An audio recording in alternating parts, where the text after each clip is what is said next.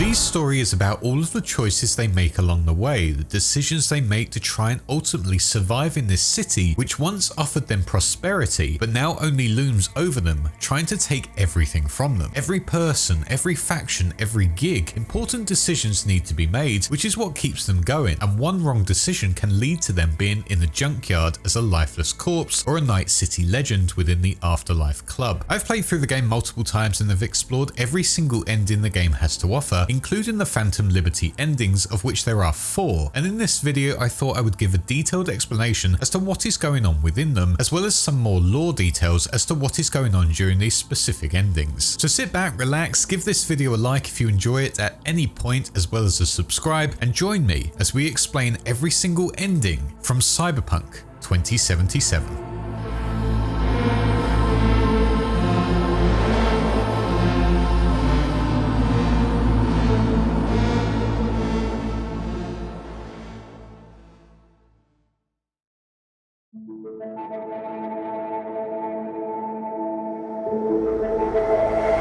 We start our list with what is technically one of the good endings of Cyberpunk, which is the Sun ending. The Sun of course refers to the tarot cards dotted around the world of Night City, but also tarot in general. This card in tarot symbolizes happiness and contentment, vitality, self-confidence, and success. Within the Cyberpunk version of the card, it is represented by a cowgirl, and as Bryce Mosley describes it, she is the representation of a simpler, better time, if the Wild West can even be called that. This whole card perfectly describes what this ending is all about. To get here though, V would have to listen to all of what Johnny would have to say, all of his stories about his past, empathize with his relationships with Rogue, his past lover, as well as all of his past band members, and realize that Johnny still had business left within Night City that needed to be done before he and V departed once and for all. It was Johnny who would have to raid the Arasaka Tower for the third and final time in his life, if you can even call it that, and take down the man who essentially put him into the position where he would be converted into an engram, that being the Borg known as Adam Smasher. When V is finally in that position to choose what their future path will be to try and save their life, they would agree with Johnny that letting him take over V's consciousness and do the raid with Rogue would be the best option. As mentioned, both of them had things they needed resolving that had been left open since 2023. Rogue, for example, still had a lot of guilt within her. Yes, granted, she had become the best fixer in all of Night City, but it had come at a cost.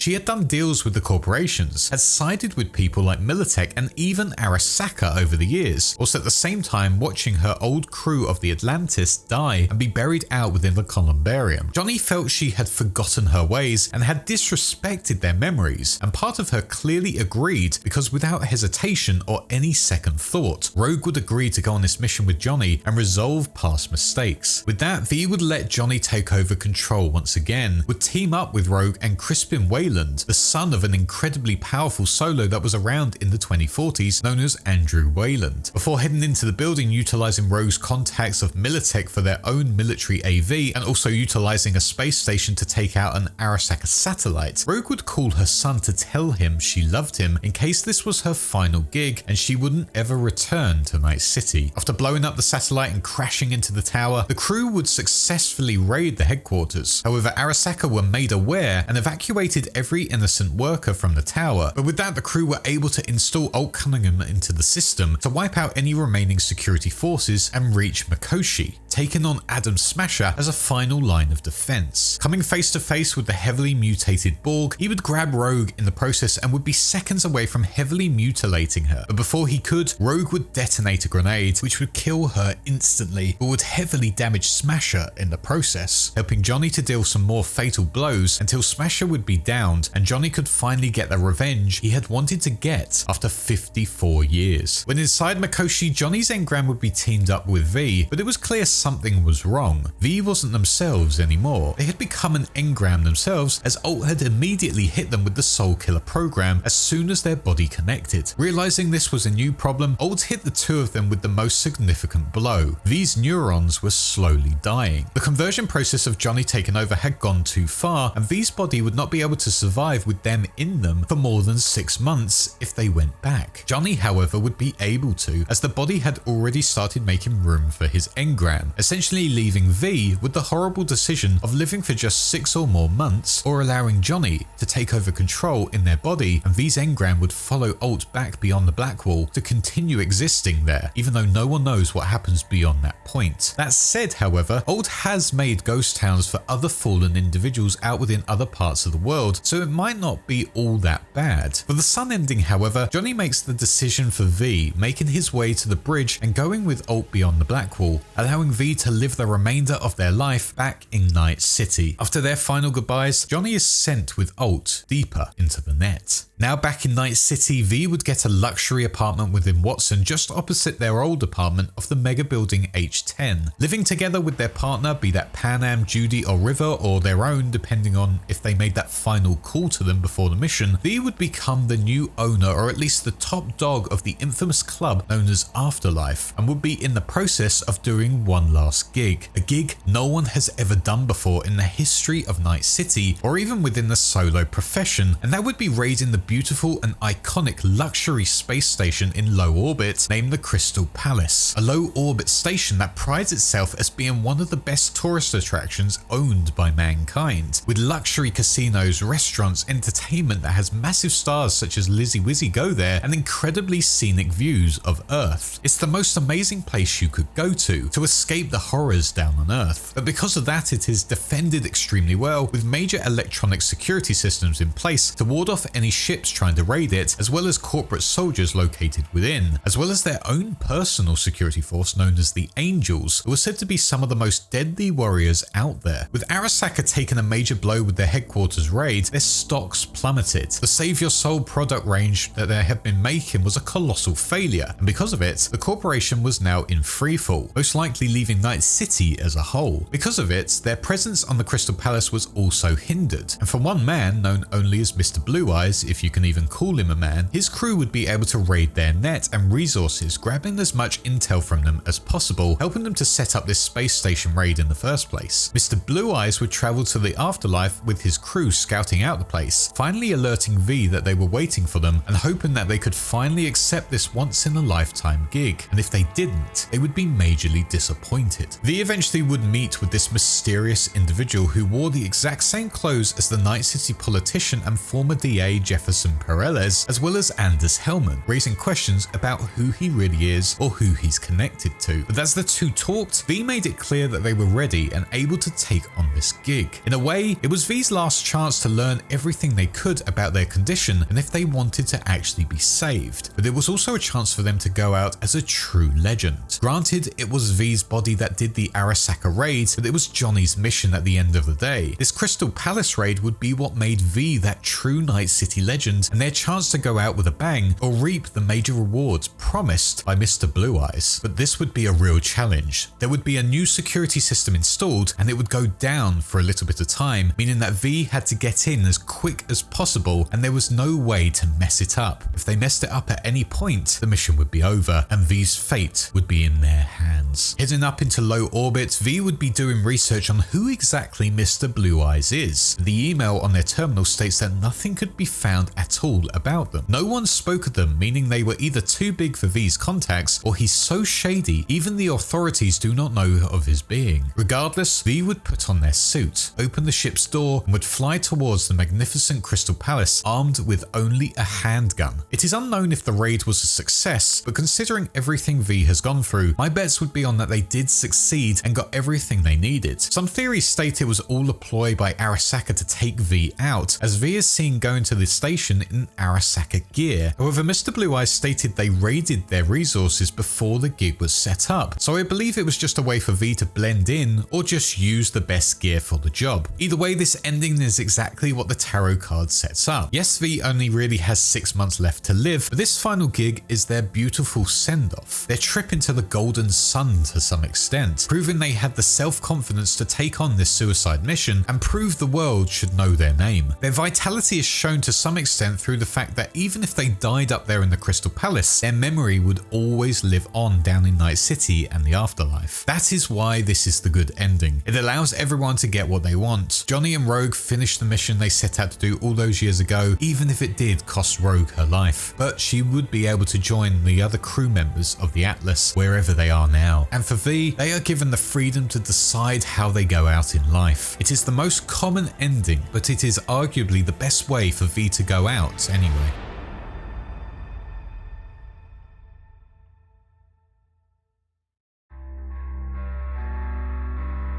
On the other side, if V and Johnny were to decide to go the route they initially planned when V made the promise to him that he would have their body, they would enter the Temperance Ending. Within Tarot, the Temperance card has the description of harmony, peace, patience, and moderation. It always usually displays two cups filling each other up to display the sense of balance of being one with yourself and accepting what is happening in your life. In the Cyberpunk description, it says it symbolizes self-restraint or the gradual shift towards a more mature state of equilibrium. Here in this ending, it will be V that experiences that acceptance that they must go. Their body is dying and they will only have a few months to live. Whereas if they continued with Alt into the other side of the black wall, their consciousness at least can live on in the same way that Alt did to some extent, and even how the incredible netrunner Raish Bartmoss did when his body died in 2020, a few years before he caused the whole data crash, which led to the setup of the black wall in the first place. Accepting that their physical form would be gone, they would allow Johnny to go back and have another chance at living down on Earth, giving them their body that was already in the process of being converted for his engram anyway. Despite Johnny arguing that V should go back to their body, V would not listen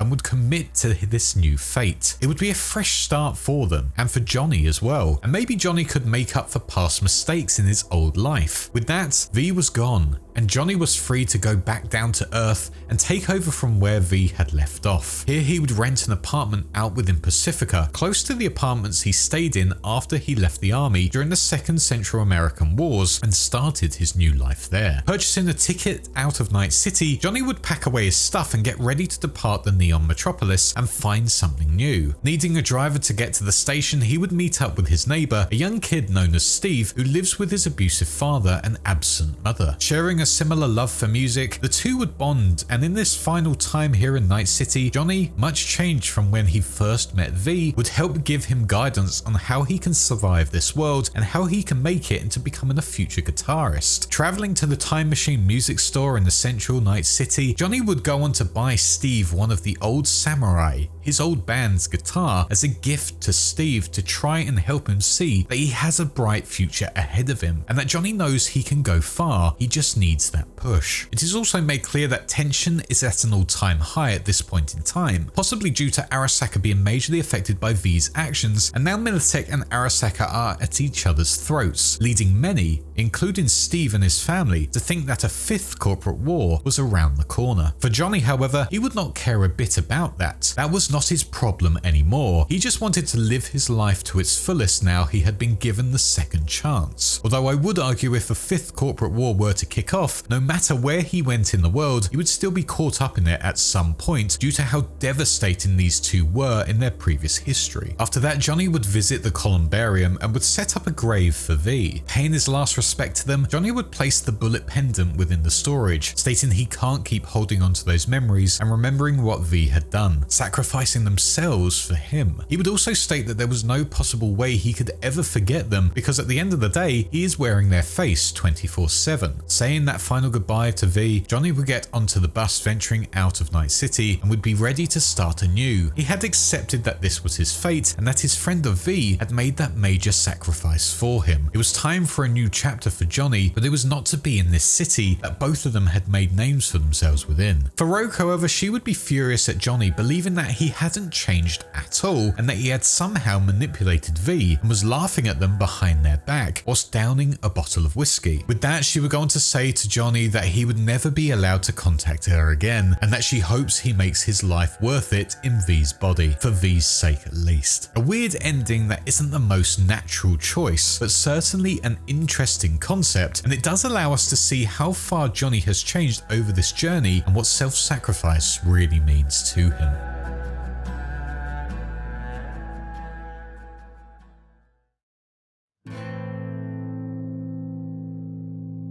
Johnny can be a complete nightmare to be with during V's whole journey, so it's understandable that their relationship isn't always great and get to a point where V fully trusts them. Instead, V could also side with the nomads living out within the Badlands of Night City, and after helping them with their troubles will be owed a massive favour for helping their cause. This would lead to the Star Ending. The star being the tarot card which resembles hope or a guide to where you need to go. It is a renewal of spirits, bringing forth calmness, serenity, and an optimistic outlook for the future. And with the nomads backing V, that is certainly what we can see with this ending. Realizing they were V's best bet to get inside Arasaka HQ and Mikoshi, V would call Panam and ask for their assistance. Realizing V would die if Panam said no, she agreed immediately to help and took V back to the camp. Seeing how bad V's condition was as they passed out on a journey to the camp, Saul and Panam got to work on how best to infiltrate the headquarters, not using an AV like Rogue did, but instead infiltrating the construction site for Night Corp's brand new maglev line that would go from the corporate plaza all the way to their NUSA's east coast. The only problem was the construction site was under the protection of Militech forces, and heavily protected as well. Realizing it was the only way to do it, the whole of the nomads were told to gear up and get ready for this big raid on the Arasaka Tower. Before the night came to an end, however, all of the Aldecados made V an honorary member of them, handing them their own jacket and thanking them for all they had done for them over these past few weeks. Panam, however, would take V to the side after this and open up to them, stating she found the responsibility of all of the nomads' lives weighing down on her. She doesn't want to see them die because she feels she would be fully responsible. V would argue that all of them are in this together and no one will have to die pointlessly. That following morning, the nomads set out with their massive convoy of cars, bikes, and a stolen Militech tank operated by V and Panam. Reaching the site, the nomads would go straight into tons of Militech fire, losing some nomads in the process, but eventually broke through their forces thanks to V's skills in the tank. Drilling into the underneath of the Arasaka HQ, Sol, Panam, and V would venture through into the basement of the tower, sneaking past all of the Arasaka guards and getting into a terminal to install Alt into their systems. However, the nomads had no real knowledge of who Alt was or what they were capable of, and because Alt had no other construct to talk to with Johnny gone, their presence was extremely quiet and was more of a terrifying mysterious presence when installed. When Alt got to work, both Sol and Panam would be horrified at the ability of this AI, as she would not only take over control of all of the security bots and wipe out the security forces, but would also wipe out all of the innocent workers who were still in the tower because there was no lockdown initiated due to their more quiet approach. With death surrounding them, these three eventually came face to face with Adam Smasher just outside of Mikoshi, and when he smashed into them, would grab Sol and stomp on his head, killing him instantly. But Panam and V were able to overcome him and wipe him out once and for all, with V stating they finally got their revenge for Johnny. Entering Mikoshi, V would go on to witness an old friend sitting on Misty's balcony where V made that final decision. Walking up to Jackie, V would try and talk to them, but would be witness to the technology Arasaka was housing. Jackie was an engram, but his personality had not been fully captured. Instead, he was just a husk of a person, repeating the same lines over and over again to V, not realizing anything going on around. Witnessing this heartbreaking realization that the real Jackie would never be coming back, V would say their goodbyes to him and would be transported into the heart of Mikoshi, where Johnny and Alt were waiting. Once in there, V would be told that they were now an engram and that their mission wasn't exactly what they thought it was going to be, feeling that everything they had put the nomads through was ultimately pointless as they were going to die regardless. Despite going into the well in Mikoshi and returning back to their own body, the nomads would plan a new mission to venture outside of Night City, breaking past the walled off area of SoCal, utilizing an old Aldecado tunnel used back during the Central American Wars. Heading out across a wide open lake, V and Panam would head out to one of their contacts in NUSA territory who had brought people back from the brink of death, and hopefully with their help they would be able to save V and allow them to live for the rest of their life and not just 6 months. It's definitely a happy ending to some extent, and maybe out there in the wider NUSA there is a way to save V, and with Panam's dedication to help, at least V will know they are in good hands in the very loving family of the Aldecados.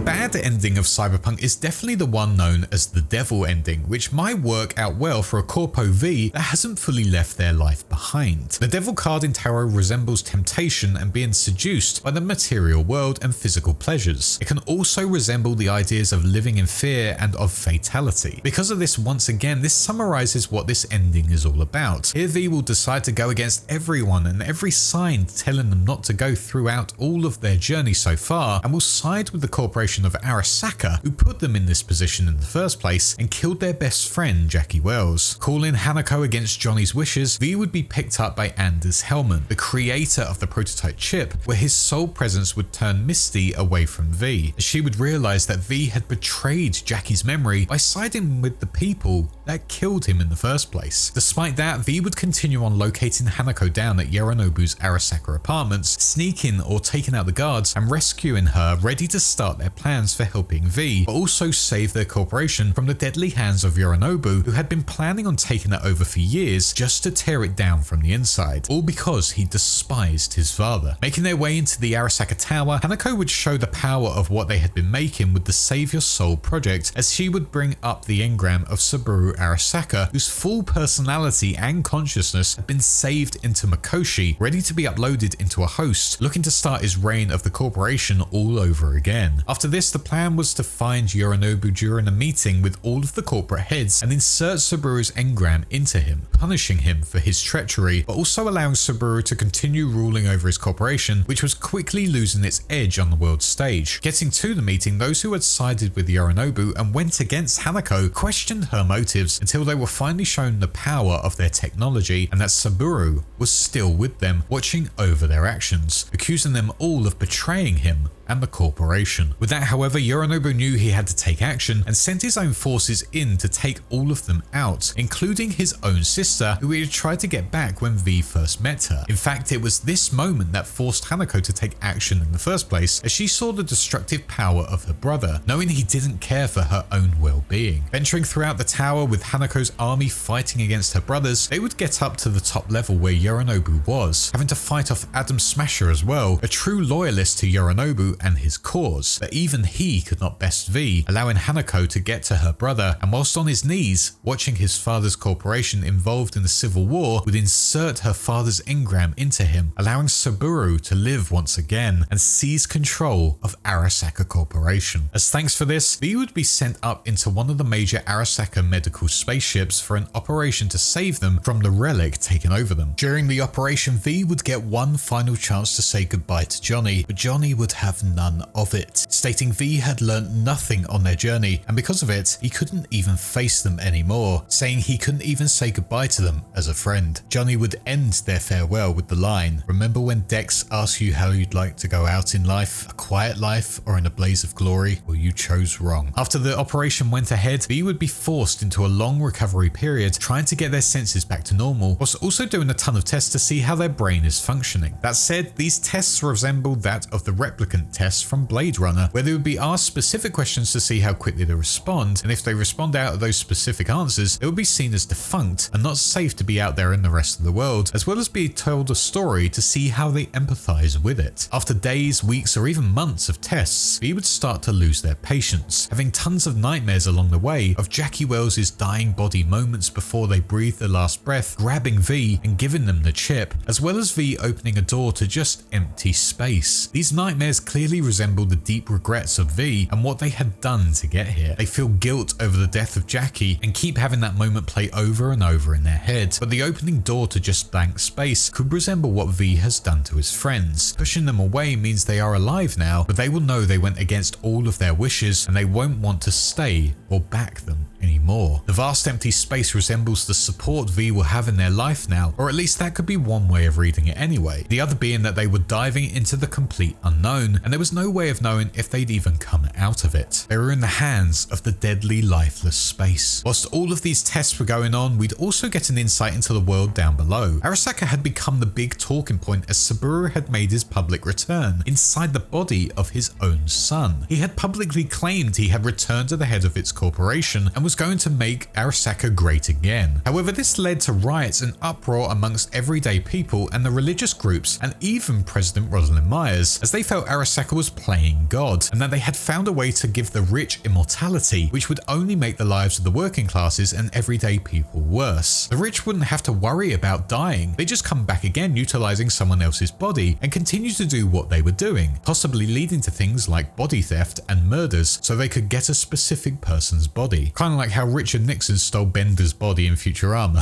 Nixon's back!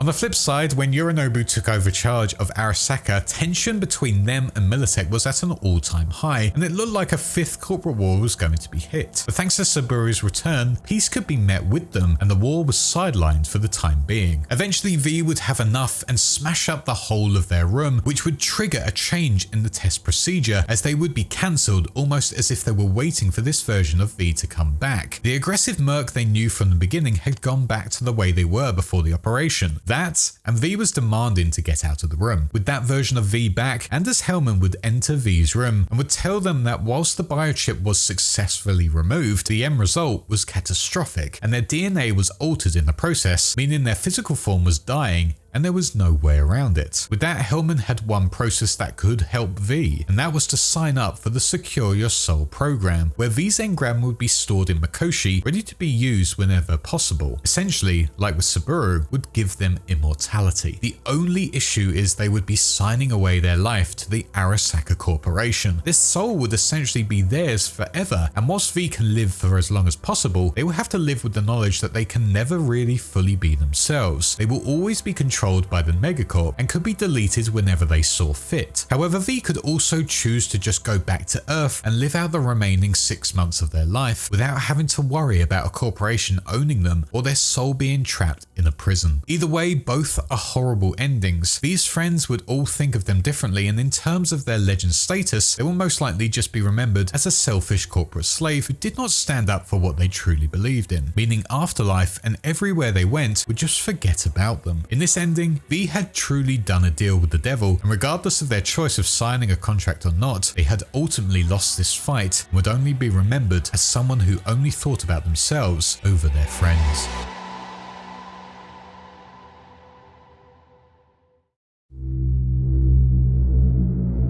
There are two other endings to the final decision that V can make. The first is accepting that life is cruel, and one way of making it so no one else gets hurt along the way is by V taking themselves out. Pitching this to Johnny, he would be in shock that this was the decision V had come to. However, hearing that V thought it would be the only way for them to be aware of death when it comes, Johnny would not put up a fight and would sit by V's side overlooking the city whilst they breathed their last breath and took their own life. With that, V's life would come to an end, no nomads would be killed, Arasaka would still be on the downturn thanks to Yorinobu, and Johnny and Rogue would never be able to make amends on past decisions. Smasher would still be out there, and Night City would essentially continue on as normal. For V's friends and contacts, however, all of them would be furious by their actions, believing they had been dragged along on V's journey, forced into going out of their way for absolutely nothing, and now all they had been left with was a dead friend who refused to fight and try and survive and did not even say a final goodbye. The only good result of this was there was no bloodshed. V took over full control of their life, and this was what they felt was the best way of dealing with the biochip situation. The other ending would be thanks to Johnny. As V ponders what the best situation is, Johnny would take over, stating there is one other option, and that would be to go out in a blaze of glory and venturing with Johnny only to take on the Arasaka Tower head on, charging into the facility from the front door, taking out the guards and getting to Mikoshi without having to drag anyone else along or risking their lives. This ending would mean that Soul and Rogue would be able to survive and the Arasaka Corporation would be effective massively. Agreeing to this, V would go forward in true Cyberpunk fashion, taking on heavily armored Arasaka forces and mechs, trying to get to Mikoshi and solving the situation. Their fight with Smasher would be so much harder as no one would be able to weaken him, giving V another level of armor they would have to go through. If V were to die during this raid, that would be it. V would go down as a true legend for even attempting a solo raid on the most powerful mega corporation. But if they were to somehow get through everything and make it to Mikoshi, the same process would begin again. V would be able to return to their body Body and do the final gig towards the Crystal Palace, which after taking on all of the Arasaka headquarters would be more likely to succeed, and Mr. Blue Eyes would probably have more faith in V's abilities. Ultimately, this is the most cyberpunk ending. It either has V dying in a blaze of glory trying to take out one of the biggest corporate militaries in the world, or they would succeed and become the most iconic Night City legend there is, if not a world legend, doing something no one else has ever done. Even solos like Morgan Blackhand. Doing this together with Johnny as well is extremely poetic and feels fitting. They have gone through all of this together. They have experienced each other's lives. Why not just one last fight together, dealing with a corporation that has ruined both of their lives?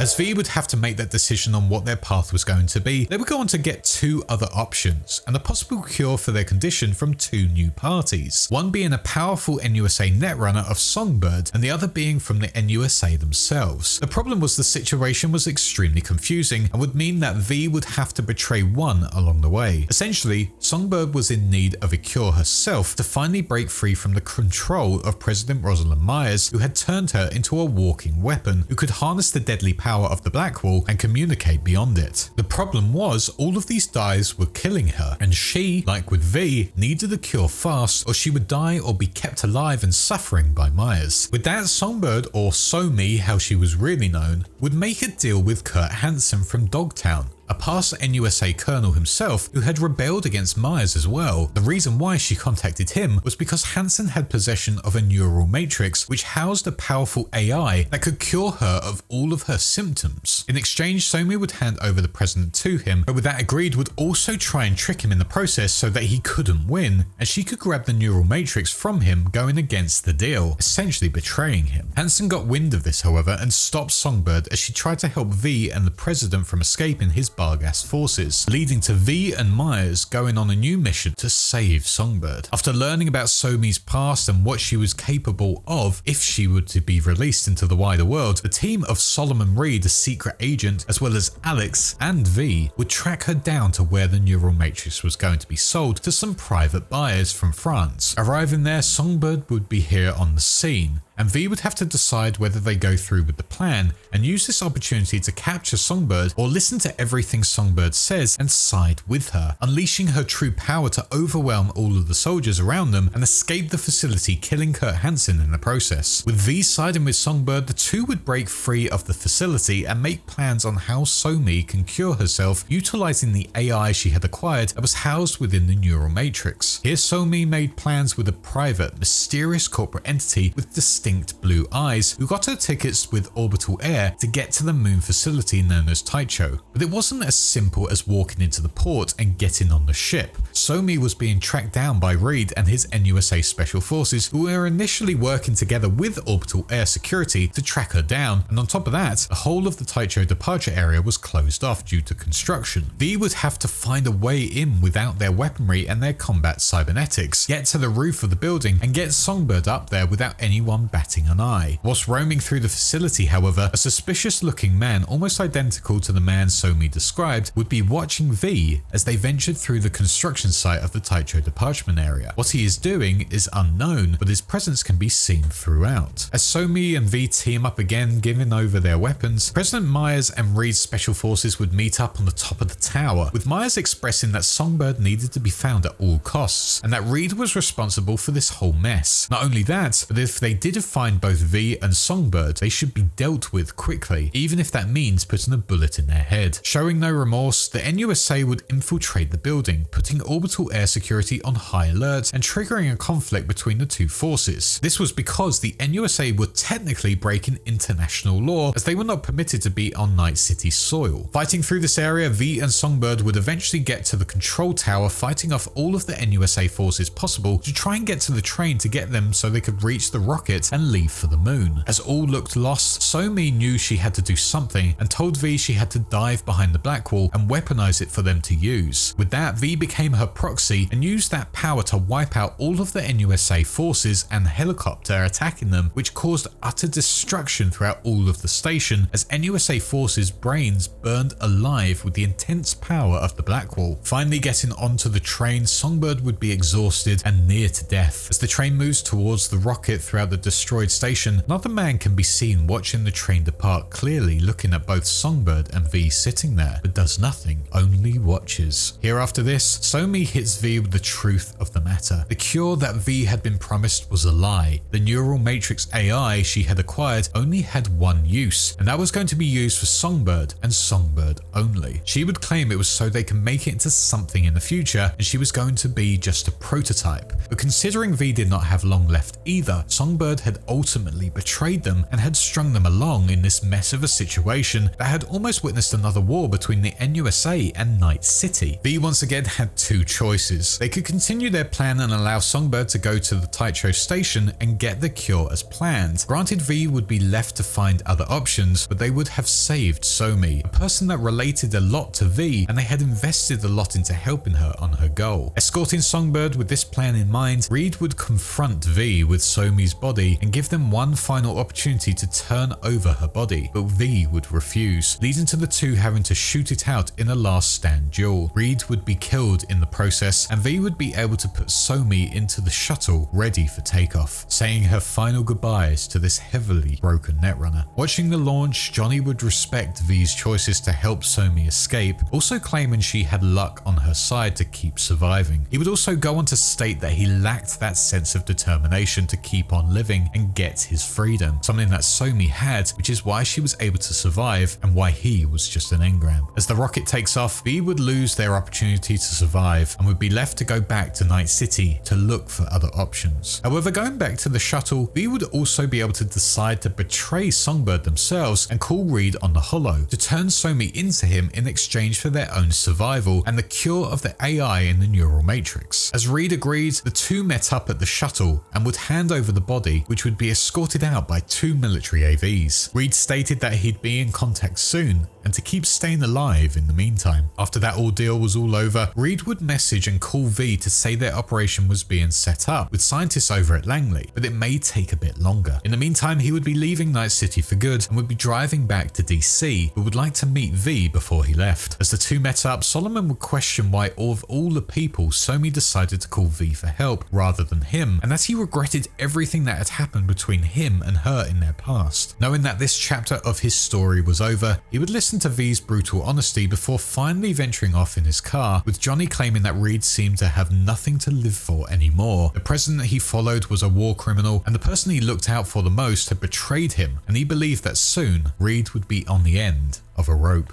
Despite all of that, Reed would go through with his side of the deal, and the NUSA scientists would agree to pick V up from the rooftop of Misty's to go through with the operation. The reality hit though on this journey for Johnny as he realized this was the end. This was the final time he and V would be together, and the last time he could look out on Night City. His engram would be destroyed, and with it his whole consciousness. No going to the other side of the black wall with Alt, just nothing. After debating with V once more about this specific choice, he would finally accept that this was it, and finally say thanks and goodbye to V, saying their full name for the first time. With Johnny now gone, the Langley scientists got to work. Reed had told V that this process could take a couple of months, mainly for the recovery of it. However, when V finally awoke from this operation, Reed was there to tell them that they had been out for 2 years, meaning all of their friends did not know what had happened to them, with many believing they had died or just completely ghosted them. Leaving the facility, V would also witness that the whole city was completely changed from when they were last there. Arasaka had fully collapsed and left the city. Militech had taken over the streets with all of their forces. The people were rebelling against the corporations as shantytowns were all over the streets, and Zetatech had risen to prominence, taking over small businesses and local fixers, like V's local fixer of Victor Vector. Seeing V's world crumble around them, as well as having no cybernetic implants at all, and none of their strength, V would question what the point was anymore, until Misty would make an appearance and would help V see what has gone on around them. Escorting V out of the alley, Misty would state that V had their life back. They were now free to do whatever they wanted now. They were alive, and that was the most important thing. The world was now their oyster. With that, Misty would leave, and V would walk off into the mass crowds of Night City, ready to start their new life as just a regular individual in a city of opportunities. This ending of Phantom Liberty is known as the Tower Ending. In Tarot, the Tower card resembles sudden change, destruction, and liberation, and that is exactly what we see here in this ending. V's life is turned upside down, but has now allowed them to continue living and seeking out new opportunities, and that could be by doing something like becoming a fixer or joining the Nomads or anything they wish. Being a Gannic isn't the worst thing in the world at the end of the day. Victor, for example, is a prize-winning boxer, and he hasn't got one single bit of cyberware. Whilst it's the most shocking of endings to see V's world flipped upside down, losing all of their equipment, all of their friends, a new looking city, and no Johnny to help guide them, it means they are able to open a new chapter and see what else is out there on offer for them.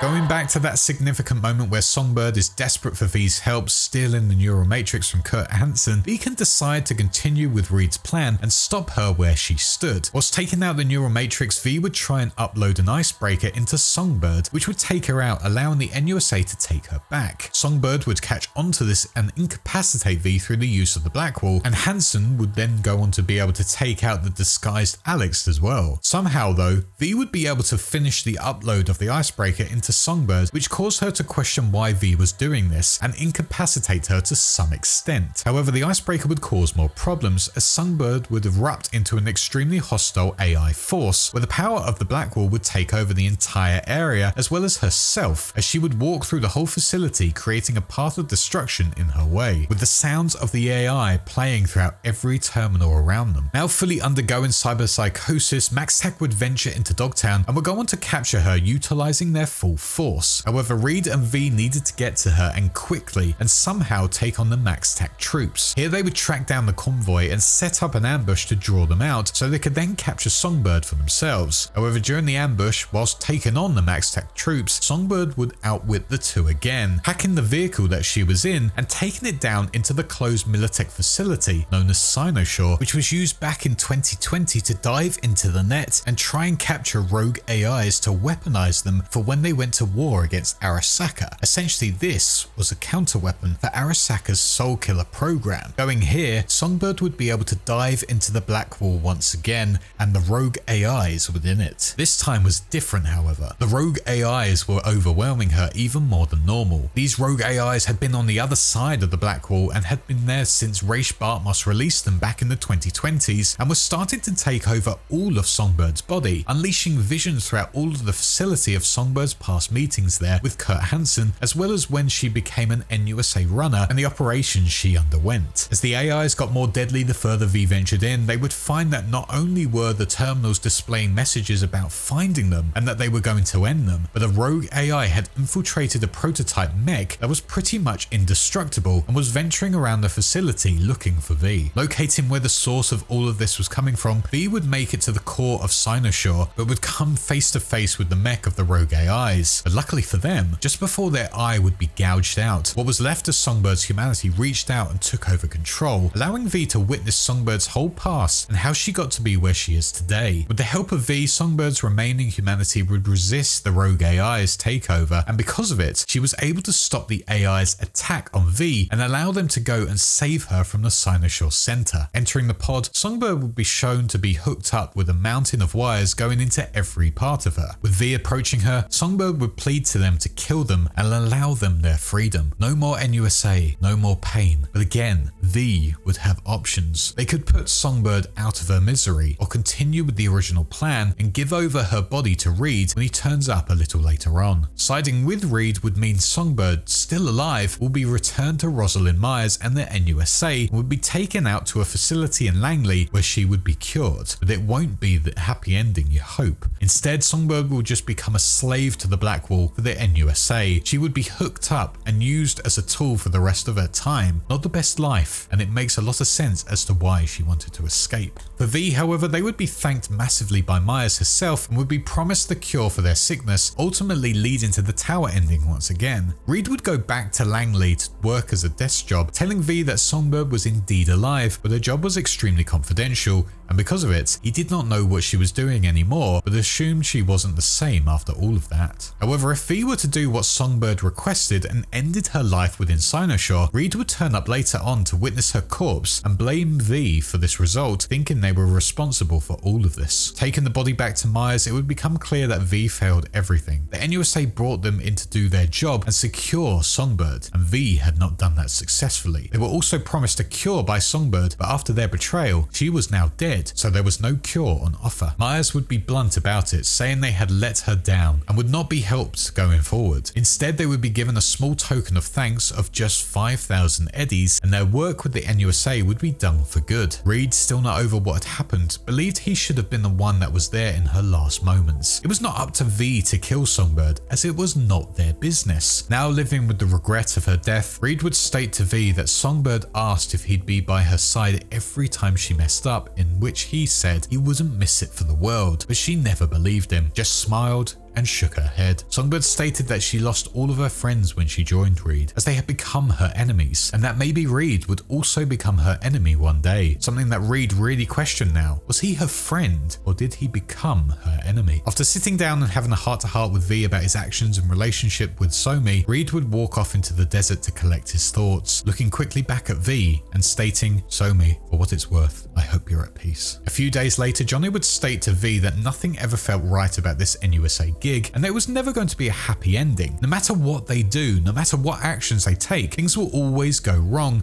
and powerful forces will always come into play. Despite that, the best option for both of them was to let Songbird go, and not fall into the hands of Myers. There was no reward at the end of it, but they spared Songbird from a life of pain and suffering at the hands of the NUSA. This ending helped Johnny realise why he fought the battles the way he did, back when he was alive, and because of it, he could see similarities between Reed and himself. That blind loyalty. That said, it made Johnny realise he doesn't know why he is there now. He's still breathing to some extent, but what is his purpose in life now? Either way, this is probably the worst ending for all parties. Songbird was dead because she was betrayed by her once friends chasing her down, but at least she was free from the NUSA at least. Myers had lost her most valuable asset. Reed had lost his prodigy and his close friend, and V had spared someone from suffering, but it meant they were no closer to getting a cure and had upset the NUSA and Reed in the process. Whilst Reed did eventually say his final goodbyes to V out of respect for them, this chapter would be closed, and unfortunately, nothing got better. It actually got worse.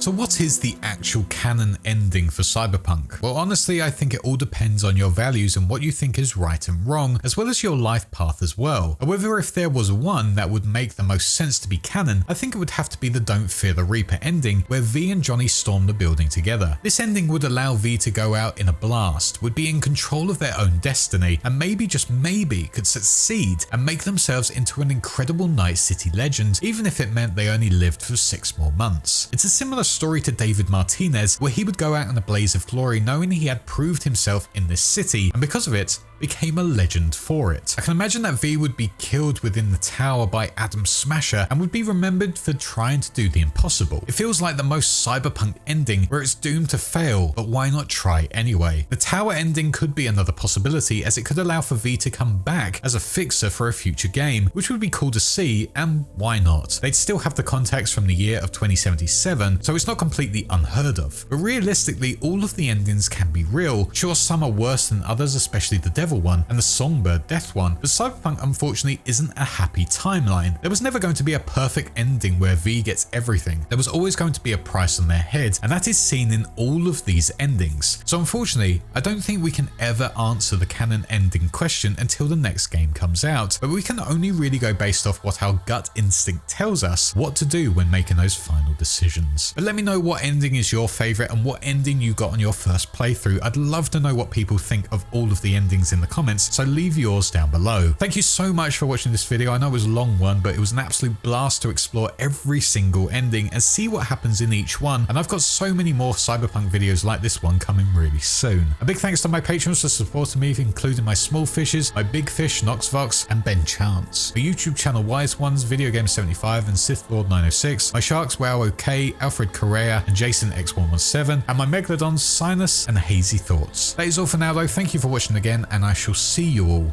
in the next one. Cheers.